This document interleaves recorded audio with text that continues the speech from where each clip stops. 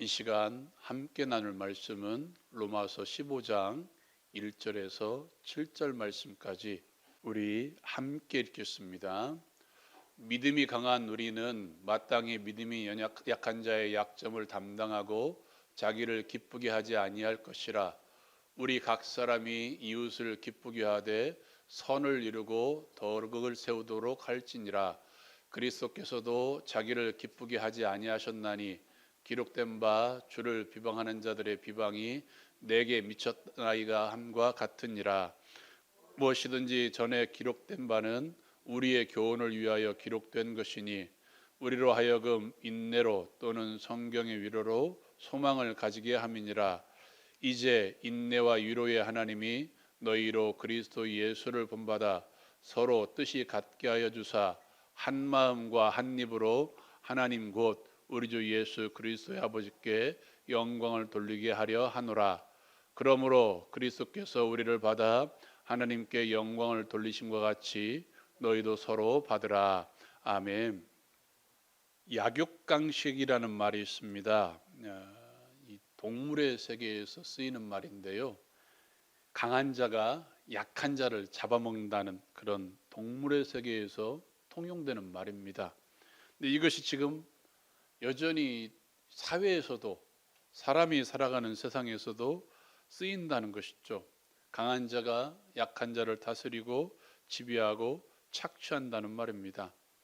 여러분, 이 약육강식의 사회에서 당연히 따라오는, 자연스럽게 결과로 따라오는 게 뭐냐면 부익부 빈익빈 현상입니다. 있는 자는 더 많이 가지고 없는 자는 더 가난하게 되는, 요즘 더더욱 그런 것 같습니다. 이 서울에 가면요, 이런 현상도 있습니다. 이 서민 아파트에 사는 사람이, 하는 아이들이 학교에 가려면 이 고급 아파트를 가로질러 가는 그런 경우가 있다고 합니다. 뜸하게. 그런데 막아요. 못 지나가게, 삥 돌아가게 하는. 그리고 이 자기 아파트에 있는 놀이터에 누가 놀러 와면 어디 사는지 물어봅니다. 그리고 조금 못 사는 동네에 살면 나가라고 하기도 하는 그런 세상이 되어버렸습니다. 문제는요, 이게 교회 안에도 있다는 거예요. 교회 안에도 이 약육강식의 논리가, 부익부 빈익빈의 현상이, 문제는 이런 현상이 끼리끼리의 문화를 만들어내 버렸습니다. 고린도 교회에 분파가 있었죠. 그런 분파들은 그래도 자신이 존경하는, 자신이 따르는 사람들을 대상으로 모여든 분파였습니다. 베드로파, 바울파, 아볼로파, 예수파 하는. 그런데 요즘에 이 교회 안에서의 끼리끼리의 모임은 자신이 존경하는 무리로 따라하는 것이 아니라 얼마나 가지고 있는가, 어떤 자리에 있는가, 어떤 높은 지위에 있는가, 어떤 환경에 사는가에 따라서 그 사람들끼리 어울리는 그런 문화가 되어버렸습니다. 개인의 생활 수준, 형편, 위치에 따라 나뉘고 있고, 문제는 서로가 어울리지 않는다는 게 있습니다. 이러한 시대에 이 바울 사도는 로마서 14장 또 15장까지 걸쳐서 이 믿음이 약한 자와 믿음이 강한 자에 대해서, 먹을 것과 먹을 또 날에 대해서 이 공동체가 어떻게 해야 되는지 우리에게 들려주고 있습니다. 왜냐하면 이것이 서로 나누어져 버리면 교회에는 분파가 생길 것이고, 분파가 생기면 당연히 어떻게 합니까? 서로의 논리로 상대방을 지적하고 다투는 문제가 생긴다는 거예요. 하나님께서는 교회 안에서 다툼이 일어난 것을 제일 싫어하십니다. 누가 옳고 그름의 문제가 아니라 이 다툰다는 것 자체를 싫어하십니다. 마치 부모님들이 자신의 자녀들이 다투는 것과 똑같은 논리가 하나님께 적용된다는 것이죠. 이러한 시대에 저와 여러분이 읽었던 15장 1절부터 7절, 이 말씀은 우리에게 커다란 울림을 주고 있습니다. 오늘도 말씀을 읽어가면서 함께 말씀을 나누려고 합니다. 먼저 1절 말씀입니다. 같이 한번 읽어볼까요? 1절 말씀. 믿음이 강한 우리는 마땅히 믿음이 약한 자의 약점을 담당하고 자기를 기쁘게 하지 아니할 것이라. 아멘. 믿음이 약한 자의 약점, 이 약점을 담당하라고 이야기합니다.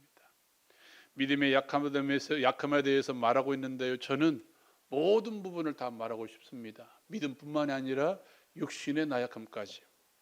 여러분, 믿음이 약한 자의 약점이 무엇인가 파악하려면 어떻게 해야 됩니까? 관심을 가지고 지켜봐야 되죠. 저 사람의 약점이 무엇인지, 무엇에 상처를 받는지, 무엇이 약한 것인지, 무엇 때문에 저렇게 약해졌는지 살펴봐야, 관심을 가지고 봐야 그 약점을 파악할 수가 있겠죠. 요즘은 어떻습니까? 자신의 일이 아니라면, 또 자신과 관련되고 자신이 관심을 가지고 있는 분야가 아니라면 무관심한 사회, 또 무관심한 교회가 되어버렸습니다. 사회가 그렇다고 교회조차도 그래서는 안 된다는 것이죠. 오늘 어떤 이 말씀 가운데 이렇게 이야기합니다. 이것도 한번 읽어볼까요? 15장 2절 말씀 같이 읽겠습니다. 우리 각 사람이 이웃을 기쁘게 하되 선을 이루고 덕을 세우도록 할지니라. 아멘. 여러분, 관심을 가지고 지켜봐야 되는데 어떻게 하기 위해서? 이웃을 기쁘게 하기 위해서 지켜봐야 된다는 거예요. 저 사람을 헐뜯고 비난하고 비판하고 정죄하기 위해서 이웃에게 관심을 가지고 지켜보는 것이 아니라 어떻게 하기 위해서? 약점이 있는 저 사람을 기쁘게 하기 위해서 지켜봐야 된다는 것입니다. 여러분, 바울은 어떤 사람이었습니까? 약한 자의 믿음과 약한 자의 기쁨을 위해서 기꺼이 고기 먹는 것을 포기했던 사람이 바울 사도였습니다. 약한 자의 약점을 함께 담당함으로써 우리는 약한 자를 기쁘게 할 수 있어야 됩니다. 여기 1절 말씀에 믿음이 약한 자의 약점을 담당하고 라고 이야기했는데요, 이 담당한다라는 말은 짊어진다라는 말입니다. 담당한다는 것은 저렇게 있지 하는 것이 아니라 그 약점을 누가 믿음이 강하다고 생각하면 짊어지라는 거예요. 그 짐을 내가 질 수 있어야 된다는 사실입니다. 사랑하는 여러분, 약한 자의 기쁨을 위해서 이 약한 자의 약점을 짊어질 수 있기를 주님의 이름으로 축원드립니다. 내가 믿음이 강한 자라고 생각한다면, 내 믿음이 좋다라고 생각한다면 그것이 어디서 판가름납니까? 약한 자의 약점을 기쁨으로 감당할 수 있는 데서 판단된다는 것이죠. 대신 여기에는 법이 있습니다. 한 번 더 2절 말씀 읽어볼까요? 2절 말씀 시작. 우리 각 사람이 이웃을 기쁘게 하되 선을 이루고 덕을 세우도록 할지니라. 아멘. 무조건 기쁘게 하고 무조건 약한 자의 약점을 담당하고 그들의 짐을 내가 짊어져야 되느냐? 이것이 아니라 그 뒤에 밑에 말씀, 선을 이루고 덕을 세우도록 할지니라. 선을 이루고 덕을 이루기 위해서.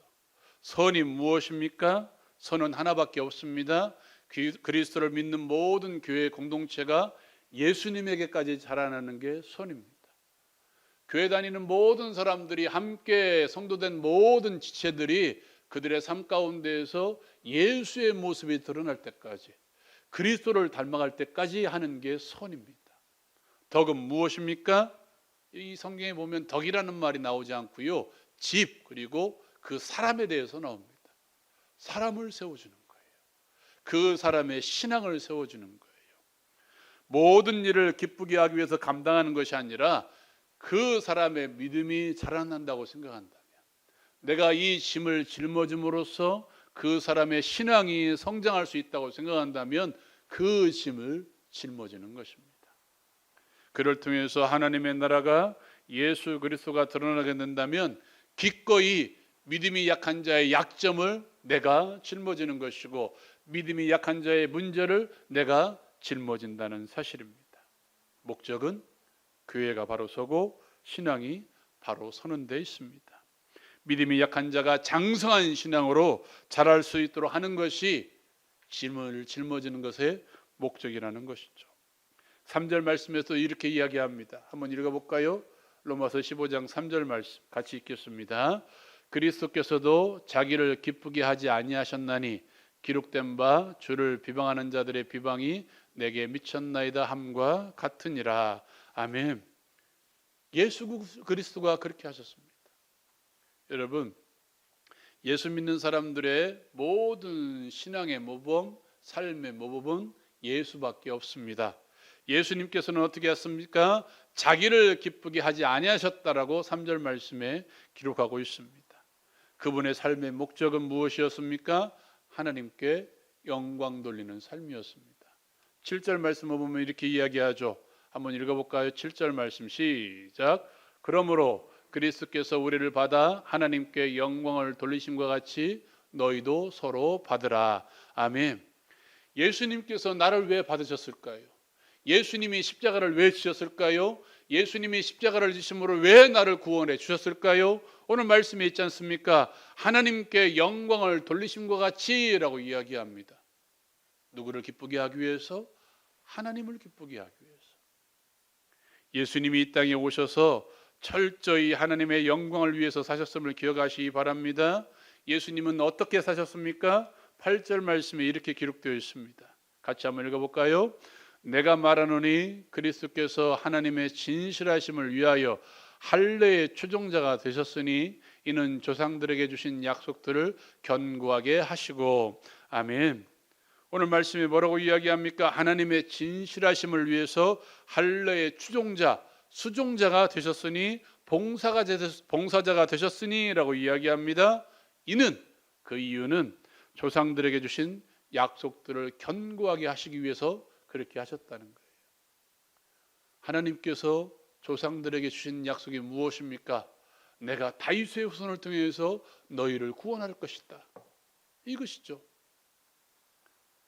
하나님의 선택받은 민족인 이스라엘 민족들에게 주신 약속을 이루시기 위해서 예수님께서는 할례의 민족인 이스라엘 민족으로 태어나시고 난지 8일 만에 할례를 받으시고 하나님의 약속대로 그 백성들의 죄를 짊어지시고 기꺼이 십자가를 지셨습니다.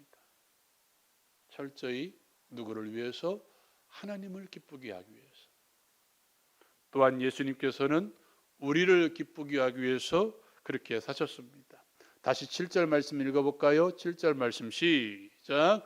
그러므로 그리스도께서 우리를 받아 하나님께 영광을 돌리심과 같이 너희도 서로 받으라. 아멘. 우리를 받으셨대요. 우리를 받으셨대요. 그것을 9절에서는 이렇게 표현하고 있습니다. 같이 한번 읽어볼까요? 시작. 이방인들도 그 긍휼하심으로 말미암아 하나님께 영광을 돌리게 하려 하심이라. 아멘. 이방인들도 그 긍휼하심으로 말미암아 하나님의 불쌍히 여기심으로 말미암아 예수 그리스도의 불쌍히 여기심으로 말미암아 누구를 기쁘게 하기 위해서? 우리를 기쁘게 하기 위해서. 예수님은 철저히 나를 살리시기 위해서, 나의 생명을 위해서, 나의 기쁨을 위해서, 또한 하나님을 기쁘시게 하기 위해서 사신 분이십니다. 철저히 그런 삶을 사셨던 예수님처럼 나도 그렇게 살라는 거예요. 예수님께서 철저히 하나님을 기쁘시게 하기 위해서 나를 기쁘게, 교회를 기쁘시게 하기 위해서 오신 분이라는 사실을 기억한다면 우리도 약한 자의 약점을 짊어지고 살아갈 때 하나님을 기쁘시게 할 수 있으며 믿음이 약한 자를 기쁘게 해서 그의 믿음의 집을 세울 수 있게 한다는 사실입니다. 말씀 한번 읽어볼까요? 15장 4절 말씀입니다. 15장 4절 말씀 같이 읽겠습니다. 무엇이든지 전에 기록된 바는 우리의 교훈을 위하여 기록된 것이니 우리로 하여금 인내로 또는 성경의 위로로 소망을 가지게 함이니라. 아멘. 이 말씀은 그 앞에 있는 3절 뒤에 있는 말씀, 기록된 바 주를 비방하는 자들의 비방이 내게 미쳤나이다 함과 같으니라 라는 말씀을 받는 말씀입니다. 이 말씀은 시편 69편 9절에 있는 말씀인데요. 여러분, 예수님이 십자가를 짊어지실 때 박수를 받으셨나요? 당신의 백성들이 당신 십자가를 짊어졌습니다. 나의 죄를 위해서 십자가를 짊어졌으니까 나는 당신께 영광 돌립니다. 그랬습니까? 아니지 않습니까? 그분은 철저히 조롱을 받으셨습니다. 당신의 백성들의 요구로 십자가에 죽으신 분이십니다. 철저히 당신의 백성들이 일부러 끌고 가서 강도 바라바를 놓아주게 하고 그분을 십자가에 죽게 하셨지 않습니까? 그분이 하신 일들을 기억하십니까? 그분이 하신 일들에 사람들이 박수를 치셨습니까? 아니요. 따라다니면서 괴롭히고, 따라다니면서 비방하고, 따라다니면서 원망하고, 따라다니면서 예수님이 잡히실 때에는 모든 제자들마저도 도망쳤습니다.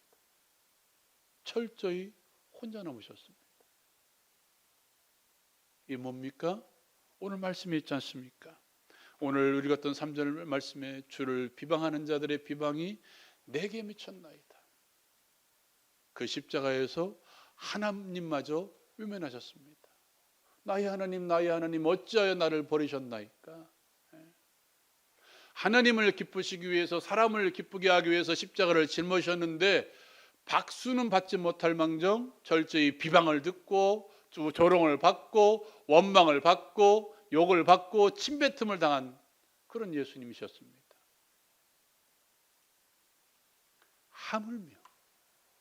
하물며 나를 비방하지 않을까요? 내가 약점을 담당한다고 해서 정말 박수를 많이 받으면 얼마나 좋을까요? 그런데요, 그렇지가 않아요. 유독 어디서? 교회 안에서 그렇다는 거예요. 세상 밖에 있는, 그리스도 밖에 있는 사람들은 오히려 내가 약점을 담당하면 박수를 쳐주고 격려를 해줄 줄 모르는데요, 나를 비방하는 사람들이 멀리 있는 게 아니더라고요. 내 주변에 있다는 거예요. 어떻게 이야기합니까? 유별나다, 지만 잘났다, 너만 성인군자냐, 왜 다른 사람들처럼 평범하게 살지 못하냐, 왜 다른 사람들처럼 평범하게 신앙생활을 하지 못하냐 하고 내 주위에 있는 사람들이 나를 비방한다는 거예요. 오늘 15장 4절에 이야기합니다. 무엇이든지 전에 기록된 바는 우리의 교훈을 위하여 기록된 것이니, 예수님이 비방받으셨다면 나도 비방받을 수 있다는 것입니다. 어떻게 하기 위해서? 우리로 하여금 인내로 또는 성경의 위로로 소망을 가지게 함이니라. 비방이 있다는 것은 나에게 뭐가 있다는 거예요? 소망이 있다는 증거라는 거예요. 15장 13절에 또 이렇게 이야기합니다. 우리 같이 한번 읽어볼까요? 15장 13절 말씀 시작. 소망의 하나님이 모든 기쁨과 평강을 믿음 안에서 너희에게 충만하게 하사 성령의 능력으로 소망이 넘치게 하시기를 원하노라. 아멘. 그럼에도 불구하고 내가 믿음이 연약한 자의 약점을 짊어지고 간다면 하나님께서 나의 마음 가운데 무엇을 주신다는 것입니까? 기쁨을 주신대요. 하나님께서 나의 마음 가운데 뭘 주신답니까? 평강을 주신다는 거예요. 어떻게? 충만하게 주신다는 것입니다. 사랑하는 여러분, 내가 내 주변에 있는 믿음이 약한 자들의 약점, 연약한 부분, 또 무너진 부분을 짊어지고 갈 때 사람들의 외침을 듣지 마십시오. 오히려 하나님께 기울이십시오. 오늘 읽었던 15장 13절에 있는 말씀처럼 소망의 하나님이 모든 기쁨과 평강을 믿음 안에서 너희에게 충만하게 하사 성령의 능력으로 소망이 넘치게 하시기를 원하노라. 나에게 비방이 들릴수록 나는 소망 있는 사람이라는 사실을 기억하고 오히려 더 적극적으로 내 주변에 믿음이 연약한 자들이 있다면 오히려 함께 짐을 짊어지고 함께 그리스도에게까지 자라날 수 있는 우리 모두가 되었으면 좋겠습니다. 더 나아가 그런 삶을 통해서 여러분의 삶 가운데 많은 기쁨이, 하나님이 주시는 기쁨이, 하나님이 주시는 평강의 복이 넘치기를 다시 한번 주님의 이름으로 축원드립니다. 사랑하는 여러분, 이 시간 말씀 생각하면서 함께 기도하기를 원합니다. 내 주변에 믿음이 약한 자들이 있습니까? 아니, 아예 믿음이 없는 자들이 있습니까? 그를 향해서 원망이 나오고 있습니까?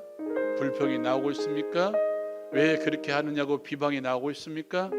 사랑하는 여러분, 믿음이 약한 자의 약점은 우리가 짊어져야 될 짐입니다. 비방하고 원망하고 비판하고 정죄하는 것이 아니라 주님께서는 그를 기쁘게 하기 위해서 짐을 짊어지라고 이야기합니다. 주변의 약한 자를 위해서 더욱더 기도하는 내가 되게 달라고, 그를 세워주기 위해서 힘을 다하는 내가 되게 달라고, 비판만 늘어놓는 것이 아니라 함께 짐을 짊어짐으로써 그리스도에게까지 살아나는 우리의 믿음이 되게 달라고 기도하십시다. 특별히 여러분의 가정 가운데 예수 믿지 않는 영혼들이 있습니까? 이 시간 간절한 마음으로 함께 기도합시다. 내가 할 수 없는 부분입니다. 하나님이 하시면 됩니다. 하나님이 역사하시면 그 마음의 변화는 쉽게 일어날 수 있습니다. 하나님 불쌍히 여기셔서 그 영혼을 구원해달라고, 예수 믿게 해달라고 기도합시다. 더 나아가 육신의 질병 가운데 고생하고 있습니까? 영혼의 아픔 가운데, 마음의 심 가운데 힘들어하고 있습니까? 이 시간 손을 놓고 기도합시다. 여호와 라파 치유하시는 하나님께서 치료하는 강선을 바라셔서 우리의 마음의 병을, 우리의 마음의 짐을, 우리의 영혼의 아픔을, 우리 육신의 아픔을 고쳐주실 줄로 믿습니다. 이 주님을 믿음으로 주여 한번 힘있게 고백하면서 함께 기도합시다.